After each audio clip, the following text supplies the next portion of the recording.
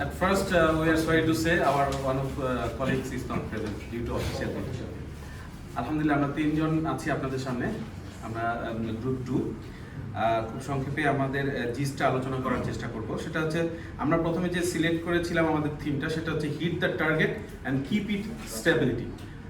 Target অনুযায়ী যে 100 যে আমাদের টার্গেট দেওয়া হয়েছিল, এটার আপার লিমিট লোয়ার লিমিট মাঝখানে রেখে আমরা চেষ্টা করেছি প্রথম থেকে কিভাবে 100 পর্যন্ত পৌঁছা যায় এবং এটাকে স্টেবল কিভাবে রাখা যায়, এটাই হচ্ছে আমাদের মেন থিম ছিল।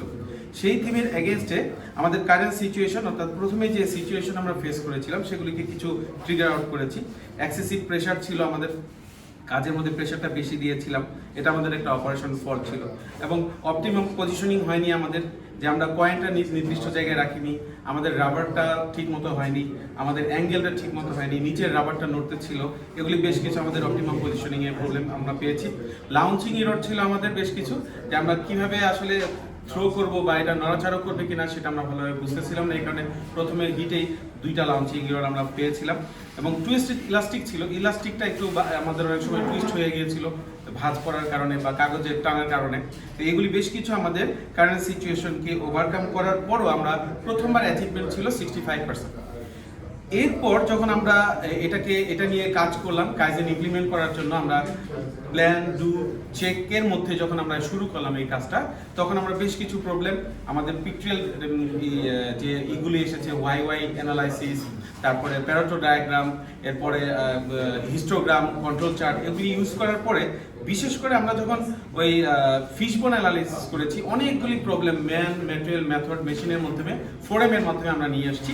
সেটাকে আমরা প্যারেটো ডায়াগ্রামের মাধ্যমে খুব কনসাইজ করে ফেলেছি, যে আসলে কতগুলি প্রবলেমের মধ্যে থেকে কতগুলি প্রবলেম বেশি পাওয়া যাচ্ছে।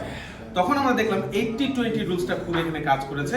80% প্রবলেম আসলে যদি আমরা রিকভার করতে চাই, সেক্ষেত্রে 20% প্রবলেম মেন প্রবলেমে হিট করলেই পাওয়া যাচ্ছে। সো ওইটা থেকে আমরা 3টা মেজর কজকে পিক করলাম। 1 নম্বর হচ্ছে যে আমরা এক্সেসিভ প্রেশার দিচ্ছিলাম, 2 নম্বর হচ্ছে আমরা অপটিমাম পজিশনিং করছিলাম না, এবং 3 নম্বর হচ্ছে আমাদের লাউঞ্চিং এরর ছিল।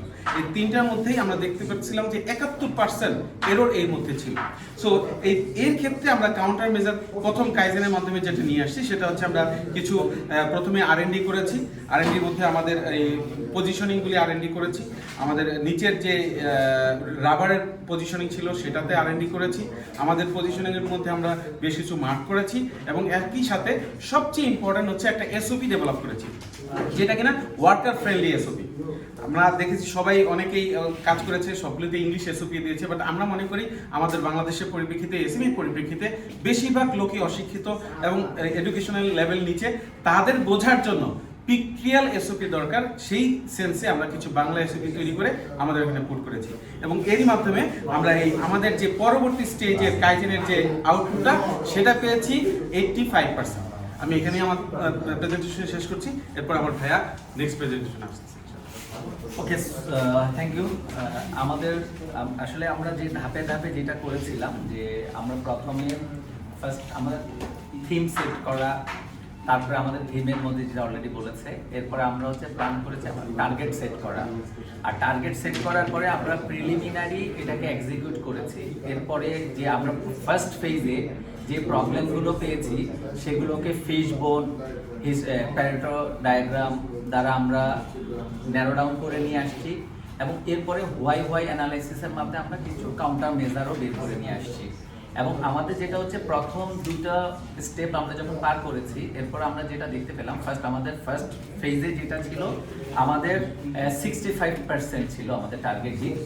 বাট 65% টার্গেট হিট হলো, তখন যেটা আমাদের সমস্যা ছিল সেটা হচ্ছে এইটা অনেক ভেরিয়েশন ছিল, যে আমাদের টার্গেটের মধ্যে আমরা আসলে ওই করতে পারিনি মাল্টিমিডিয়া প্রেজেন্টেশন প্রিপেয়ার করতে। বাট আমাদের যেটা ছিল, যে আমাদের টোটাল ভ্যারিয়েশনটা হিস্টোগ্রাম ডায়াগ্রামের মধ্যে যেটা দেখা যায়, যে আমাদের অনেক বেশি স্ক্যাটার্ড ছিল। বাট এরপরে আমরা যেটা হচ্ছে, আমরা আমাদের নেক্সট যে প্ল্যান করেছি যেটাকে অ্যাচিভ করা, আমাদের ফার্স্ট পিডিসি এরপরে আমরা যেটা হচ্ছে নেক্সট পিডিসি যেটা ছিল, সেখানে যে আমরা কি করে হিট পয়েন্টটাকে 65% থেকে কমিয়ে নিয়ে আসতে পারি, আমরা টার্গেট সেট করেছিলাম 85%, এবং at the same time 6 sigma যেই স্ট্যান্ডার্ড ডেভিয়েশনটাকে আমরা একটু যেন কমিয়ে নিয়ে আসতে পারি, এটা ছিল আমাদের টার্গেট।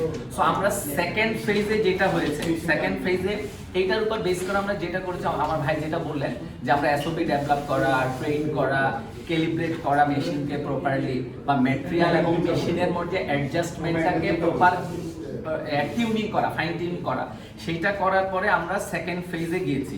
সেকেন্ড ফেজে যেই ঘটনাটা আমাদের ঘটেছে সেটা হচ্ছে যে আমাদের ইমপ্রুভমেন্ট ছিল,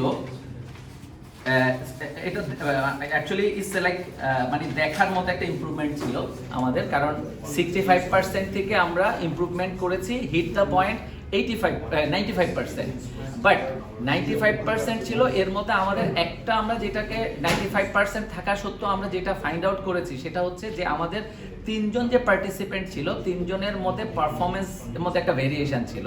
সো এটা হচ্ছে আমাদের এই লেভেলের আউটকাম, যে পারফরমেন্স ভেরিয়েশন বা স্টিল আমাদের যে হিস্টোগ্রামটা আমরা যেটা দেখলাম যে সেন্টার পয়েন্ট থেকে ডেভিয়েশনটা এখনো একটু বেশি আছে।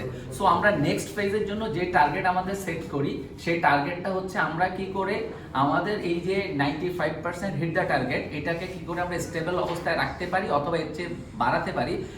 সাথে সাথে আমাদের তিনজন পার্টিসিপেন্টের পারফরমেন্স যদি আমরা যদি ইউনিফর্ম করতে পারি তাহলে একটা স্টেবিলিটিতে আসবে। সো এই ফেজে আমাদের বেসিক টার্গেট যেটা ছিল সেটা হচ্ছে স্টেবিলিটির দিকে নজর দেয় এবং সাস্টেনেবল হওয়া। সো এইটাকে বেস করে আমরা আমাদের নেক্সট ফেজে আমরা কিছু এসওপি ডেভেলপ করেছি, এবং আগের ফেজে যে ইয়েগুলো ছিল সেটাকে আমরা আরেকটু ফাইন টিউন করেছি অ্যাঙ্গেল প্রিসাইজ করে, যেটা হচ্ছে মেশিন প্রিসিশন, যেটা মেশিনের প্রিসিশন লেভেলটাকে আমরা আরেকটু আপার করেছি। এবং এরপরে যেটা হচ্ছে, এবং significantly we have found the result. So আমরা পরবর্তীতে যেটা দেখতে পেয়েছি যে আমাদের ফাইনাল ইয়েতে এটা, সো যে আমরা যেটা দেখতে পেয়েছি যে আমাদের ওভারঅল পারফরমেন্স স্টিল ইট ওয়াজ 95% ছিল, এবং আমাদের যে তিনজন পার্টিসিপেন্টের মধ্যে পারফরমেন্স ভেরিয়েশন ন্যারো ডাউন হয়ে আসছে। নট অনলি দ্যাট, হিস্টোগ্রামের মাধ্যমে আমরা যেটা দেখতে পাচ্ছি হিট দ্য পয়েন্ট 100%, মানে 100 যেটা ছিল আমাদের সেন্টার পয়েন্ট, মিন পয়েন্ট, 100-এ 60% হিটই ছিল 100-এ। সো আমাদের ওভারঅল যেটা হচ্ছে মিন ভ্যালুর কাছাকাছি আছে। এবং এরপরে যেটা হচ্ছে হিস্টোগ্রামটা দেখলে আমরা খুব ভালো করে বুঝতে পারবো যে আমাদের স্ট্যান্ডার্ড ডেভিয়েশনটা অনেক ন্যারো ডাউন হয়ে আসছে। So actually it was outcome of this game, যে আমরা এই গেম থেকে এটা বের করে নিয়ে আসছি যে আমরা যেটা দেখতে পেয়েছি যে আসলে যদি প্রপারলি কাইজেনকে অ্যাপ্লাই করা যায় এবং স্টেপ বাই স্টেপ কাইজেনকে প্রত্যেক প্রসেসের মধ্যে অ্যাপ্লাই করা যায়, এই ছোট্ট একটা গেম দিয়ে কিন্তু এটা বের হয়ে আসছে যে ওয়ার্কম্যানশিপটা ডেভেলপ করা সম্ভব, যেখানে নাকি কিছুই জানতাম না আমরা এই সম্পর্কে, এবং আমরা আসলে খুব ভালো বুঝতেও পারি নাই, তারপরেও আমরা কাইজেনের যে থিওরিটাকে অ্যাপ্লাই করার চেষ্টা করেছি এবং আমরা দেখেছি যে আউটকাম, প্রথম কিন্তু আমরা জানতাম না যে কি আউটকাম আসবে, বাট দিন শেষে আমরা যেটা দেখতে পেয়েছি আউটকাম ইটস আ ফ্যান্টাস্টিক, এবং আমি বলবো খুব অল্প সময়ের মধ্যে খুব ভালো রেজাল্ট পেয়েছি। So if we can apply বা implement the same thing in factory, so আমার ধারণা যে কোনো ফ্যাক্টরিতে কাইজেনকে যদি স্টেপ বাই স্টেপ করা সম্ভব হয় এবং ধৈর্য ধরে কিছুটা সময় দেওয়া, যেটা আমরা এখানে দিতে পারি, তা আমরা সেখানেও একটা ভালো ফ্রুটফুল রেজাল্ট বের করে নিয়ে আসতে পারবো ইনশাআল্লাহ। So that's from our group, curious group 2। So thank you all of you, যে ধন্যবাদ সবাইকে আপনারা খুব মনোযোগ দিয়ে শোনার জন্য। Thank you.